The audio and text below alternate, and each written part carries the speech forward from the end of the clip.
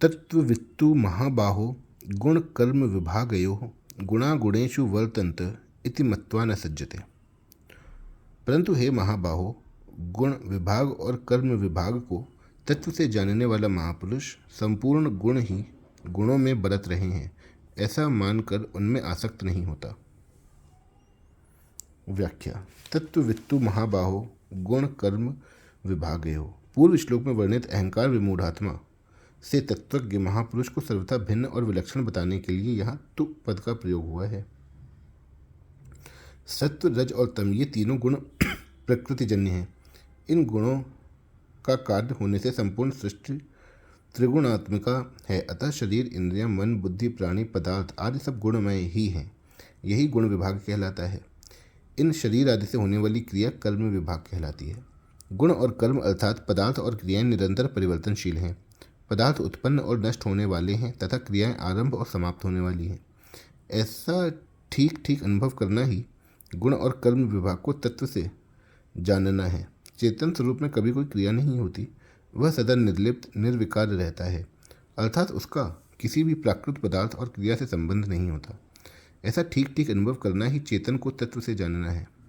अज्ञानी पुरुष जब इन गुण विभाग और कर्म विभाग से अपना संबंध मान लेता है तब वह बंध जाता है। शास्त्रीय दृष्टि से तो इस बंधन का मुख्य कारण अज्ञान है, पर साधक की दृष्टि से राग ही मुख्य कारण है। राग अविवेक से होता है। विवेक जागृत होने पर राग नष्ट हो जाता है। यह विवेक मनुष्य में विशेष रूप से है। आवश्यकता केवल इस विवेक को महत्व देकर जागृत करने की है। अतः साधक को विशेष रूप से राग को ही मिटाना चाहिए। तत्व को जानने की इच्छा रखने वाला साधक भी अगर गुण और कर्म से अपना कोई संबंध नहीं मानता तो वह भी गुण विभाग और कर्म विभाग को तत्व से जान लेता है। चाहे गुण विभाग और कर्म विभाग को तत्व से जाने, चाहे स्वयं चेतन स्वरूप को तत्व से जाने, दोनों का परिणाम एक ही होगा। गुण कर्म विभाग को तत्व से जानने का उपाय। 1. शरीर में रहते हुए भी चेतन तत्व स्वरूप सर्वथा अक्रिय और निर्लिप्त रहता है। प्रकृति का कार्य शरीर, इंद्रिय, मन, बुद्धि आदि इदम यह कहा जाता है। इदम यह कभी अहम मैं नहीं होता। जब यह मैं नहीं है तब यह मैं होने वाली क्रिया मेरी कैसे हुई। तात्पर्य है कि शरीर, इंद्रियां, मन, बुद्धि आदि सब प्रकृति के कार्य हैं और स्वयं इनसे सर्वथा असंबद्ध निर्लिप्त हैं। अतः इनमें होने वाली क्रियाओं का कर्ता स्वयं कैसे हो सकता है। इस प्रकार अपने को पदार्थ एवं क्रियाओं से अलग अनुभव करने वाला बंधन में नहीं पड़ता। सब अवस्थाओं में नैव किंचित करोमीति, मैं कुछ भी नहीं करता हूँ, ऐसा अनुभव करना ही अपने को क्रियाओं से अलग जानना अर्थात अनुभव करना है।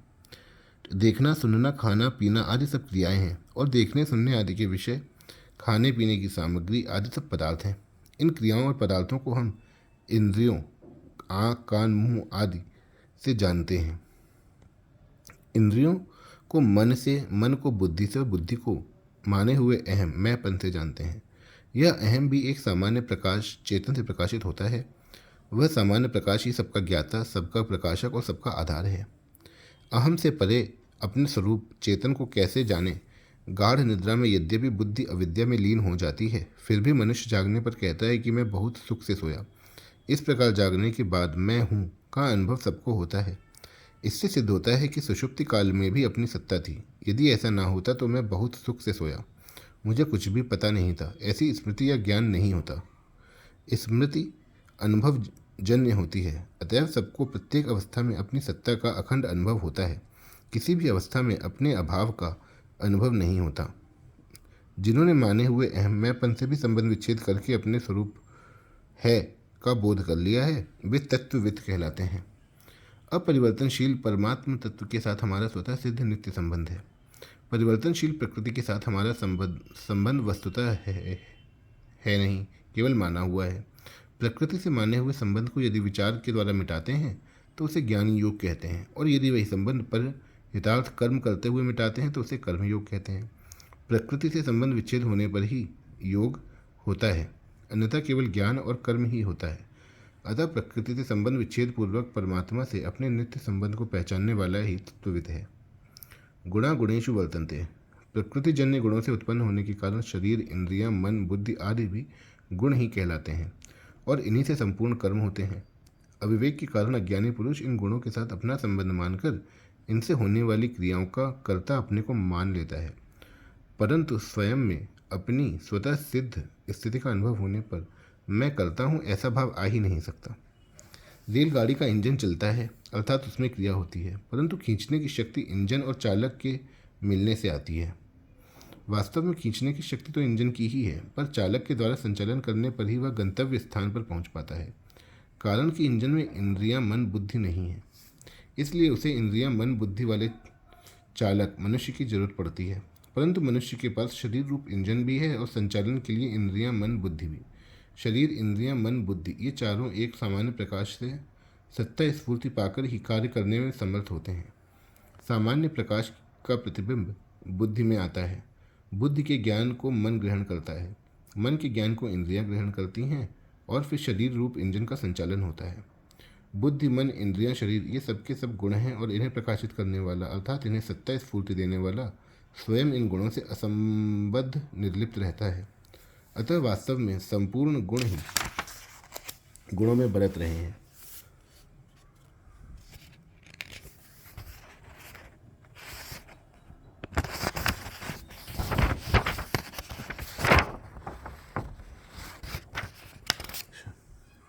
श्रेष्ठ पुरुष के आचरणों का सब लोग अनुसरण करते हैं। इसीलिए भगवान ज्ञानी महापुरुष के द्वारा लोक संग्रह कैसे होता है इसका वर्णन करते हुए कहते हैं कि जिस प्रकार वह महापुरुष संपूर्ण गुण ही गुणों में बरत रहे हैं, ऐसा अनुभव करके उनमें आसक्त नहीं होता, उसी प्रकार साधक को भी वैसा ही मानकर उनमें आसक्त नहीं होना चाहिए। प्रकृति पुरुष संबंधी मार्मिक बात।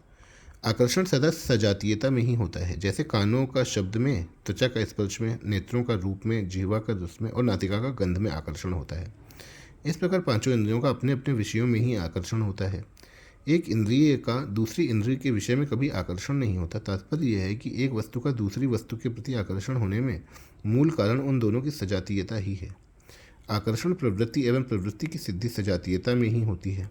विजातीय वस्तुओं में न तो आकर्षण होता है, न प्रवृत्ति होती है और न प्रवृत्ति की सिद्धि ही होती है। इसीलिए आकर्षण, प्रवृत्ति और प्रवृत्ति की सिद्धि सजातीयता के कारण प्रकृति में ही होती है। परंतु पुरुष में विजातीय प्रकृति का जो आकर्षण प्रतीत होता है, उसमें भी वास्तव में प्रकृति का अंश ही प्रकृति की ओर आकर्षित होता है। करने और भोगने की क्रिया प्रकृति में ही है, पुरुष में नहीं। पुरुष तो सदा निर्विकार, नित्य, अचल तथा एक रस रहता है।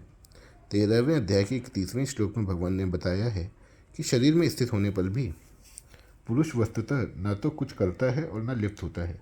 शरीर स्थो पिकौन्तेय न करोति न लिप्यते। पुरुष तो केवल प्रकृतिस्थ होने अर्थात प्रकृति से तादात्म्य में मानने के कारण सुख दुखों के भोक्तृत्व में हेतु कहा जाता है। पुरुषः सुख दुखानां भोक्तृत्वे हेतु रच्यते और पुरुषः प्रकृतिस्थो ही भुंक्ते प्रकृति जान गुणान। तात्पर्य यह है कि यद्यपि संपूर्ण क्रियाओं की सिद्धि और आकर्षण प्रकृति में ही होता है, तथापि प्रकृति से तादात्म्य के कारण पुरुष मैं सुखी हूँ, मैं दुखी हूँ ऐसा मानकर भोक्तृत्व हेतु बन जाता है। कारण कि सुखी दुखी होने का अभाव प्रकृति में हो ही नहीं सकता। प्रकृति के बिना केवल पुरुष सुख दुख का भोक्ता बन ही नहीं सकता। पुरुष में प्रकृति की परिवर्तन रूप क्रिया या विकार नहीं है, परंतु उसमें संबंध मानने अथवा न मानने की योग्यता तो है ही। वह पत्थर की तरह जड़ नहीं, प्रत्युत ज्ञान स्वरूप है। यदि पुरुष में संबंध मानने अथवा न मानने की योग्यता नहीं होती तो वह प्रकृति से अपना संबंध कैसे मानता? प्रकृति से संबंध मानकर उसकी क्रिया को अपने में कैसे मानता और अपने में कर्तृत्व भोक्तृत्व कैसे स्वीकार करता? संबंध को मानना अथवा न मानना भाव है, क्रिया नहीं। पुरुष में संबंध जोड़ने अथवा न जोड़ने की योग्यता तो है, पर क्रिया करने की योग्यता उसमें नहीं है। क्रिया करने की योग्यता उसी में होती है जिसमें परिवर्तन होता है। पुरुष में परिवर्तन का स्वभाव नहीं है, जबकि प्रकृति में परिवर्तन का स्वभाव है। अर्थात प्रकृति में क्रियाशीलता स्वाभाविक है, इसलिए प्रकृति से संबंध जोड़ने पर ही पुरुष अपने में क्रिया मान लेता है।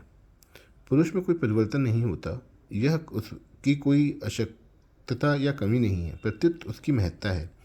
वह निरंतर एक रस एक रूप रहने वाला है, परिवर्तन होना उसका स्वभाव ही नहीं है।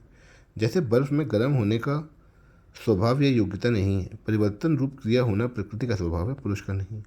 परंतु प्रकृति से अपना संबंध न मानने की इसमें पूरी योग्यता, सामर्थ्य, स्वतंत्रता है, क्योंकि वास्तव में प्रकृति से संबंध मूल में नहीं है। प्रकृति के अंश शरीर को पुरुष जब अपना स्वरूप मान लेता है, तब प्रकृति के उस अंश में सजातीय प्रकृति का आकर्षण, क्रियाएं और उनके फल की प्राप्ति होती रहती है। इसी का संकेत यहाँ गुणा गुणेशु वर्तन्ते पदों से किया गया है। गुणों में अपनी स्थिति मानकर पुरुष सुखी दुखी होता रहता है। वास्तव में सुख दुख का पृथक सत्ता नहीं है। इसलिए भगवान गुणों से माने हुए संबंध का विच्छेद करने के लिए विशेष जोर देते हैं। तात्विक दृष्टि से देखा जाए तो संबंध विच्छेद पहले ही है, केवल भूल से संबंध माना हुआ है। अतः माने हुए संबंध को अस्वीकार करके केवल गुण ही गुणों में बरत रहे हैं, इस वास्तविकता को पहचानना है। इति मत्वा न सज्जते, यहाँ मत्व पद जानने के अर्थ में आया है। तत्वज्ञ महापुरुष प्रकृति और पुरुष चेतन को स्वाभाविक ही अलग अलग जानता है, इसलिए वह प्रकृतिजन्य गुणों में आसक्त नहीं होता। भगवान मत्वा पद का प्रयोग करके मानो साधकों को यह आज्ञा देते हैं कि वे भी प्रकृतिजन्य गुणों को अलग मानकर उनमें आसक्त न हो। विशेष बात, कर्म योगी और सांख्य योगी दोनों की साधना प्रणाली में एकता नहीं होती। कर्मयोगी गुणों से मानी हुई एकता को मिटाने की चेष्टा करता है, इसलिए श्रीमद् भगवद गीता में कर्म योगस्तु कामिनाम कहा गया है। भगवान ने भी इसीलिए कर्मयोगी के लिए कर्म करने की आवश्यकता पर विशेष जोर दिया है। जैसे कर्मों का आरंभ किए बिना मनुष्य निष्कर्मता को प्राप्त नहीं होता। योग में आरूढ़ होने की इच्छा वाले मननशील पुरुष के लिए कर्म करना ही हेतु कहा जाता है। कर्मयोगी कर्मों को तो करता है, पर उनको अपने लिए नहीं, प्रत्युत दूसरों के हित के लिए ही करता है, इसलिए वह उन कर्मों का भोक्ता नहीं बनता। भोक्ता न बनने से अर्थात भोक्तत्व का नाश होने से कर्तृत्व का नाश स्वतः हो जाता है। तात्पर्य यह है कि कर्तृत्व में जो कर्तापन है वह फल के लिए ही है। फल का उद्देश्य न रहने पर कर्तृत्व नहीं रहता, इसलिए वास्तव में कर्मयोगी भी कर्ता नहीं बनता। सांख्य योगी में विवेक विचार की प्रधानता रहती है। वह प्रकृतिजन्य गुण ही गुणों में बरत रहे हैं ऐसा जानकर अपने को उन क्रियाओं का कर्ता नहीं मानता। इसी बात को भगवान आगे 13वें अध्याय के 29वें श्लोक में कहेंगे कि जो पुरुष संपूर्ण कर्मों को सब प्रकार से प्रकृति के द्वारा ही किए जाते हुए देखता है और स्वयं को अकर्ता देखता है, वही यथार्थ देखता है। इस प्रकार सांख्य योगी कर्तृत्व का नाश करता है। कर्तृत्व का नाश होने पर भोक्तृत्व का नाश स्वतः हो जाता है। तीसरे अध्याय के आरंभ से ही भगवान ने कई उदाहरणों एवं दृष्टिकोणों से कर्म करने पर ही जोर दिया है। जैसे जनक आदि महापुरुष भी निष्काम भाव से कर्म करके परम सिद्धि को प्राप्त हुए हैं। मैं भी कर्म करता हूँ। ज्ञानी महापुरुष भी अज्ञानी पुरुषों के समान लोक संग्रहार्थ कर्म करते हैं। इससे सिद्ध होता है कि प्रत्येक दृष्टि से कर्म करना ही श्रेयस्कर है। परिशिष्ट भाव, जो अहंकार से मोहित नहीं होता वह तत्वविद होता है। इस तत्वविद को ही दूसरे अध्याय के 16वें श्लोक में तत्वदर्शी कहा है। तत्वविद गुण विभाग और कर्म विभाग से अर्थात पदार्थ और क्रिया से सर्वथा अतीत हो जाता है। जब तक साधक का संसार के साथ संबंध रहेगा तब तक वह तत्वविद नहीं हो सकता, कारण कि संसार के साथ संबंध रखते हुए कोई संसार को जान ही नहीं सकता। संसार से सर्वथा अलग होने पर ही संसार को जान सकते हैं, यह नियम है। इसी प्रकार परमात्मा से अलग होकर कोई परमात्मा को जान ही नहीं सकता। परमात्मा से एक होकर ही परमात्मा को जान सकते हैं, यह नियम है।